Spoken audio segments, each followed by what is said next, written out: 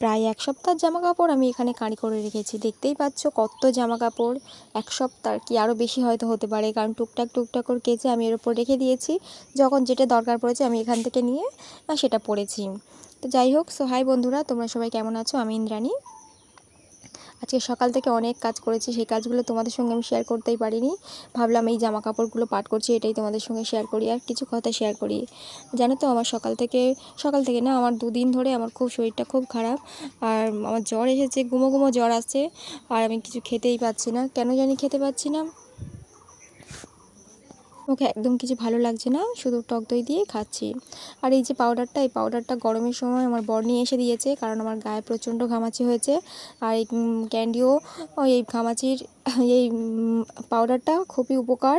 তোমরা যদি চাও অবশ্যই কিন্তু কমেন্ট করবে, আমি তোমাদেরকে বলে দেবো কোথা থেকে নিতে হবে। আর আমার মাথার তো চুলগুলো সব উঠে গিয়েছে, আমার ছেলে টেনে টেনে ছিঁড়ে দিয়েছে, আর এমনিতে বাচ্চা হওয়ার পর উঠে। আর আমার বর এটা কিনে এনে দিয়েছে যাতে চুলে লাগাই আর চুলগুলো আবার নতুন করে গজায়। তো টাটা আজকের মতো।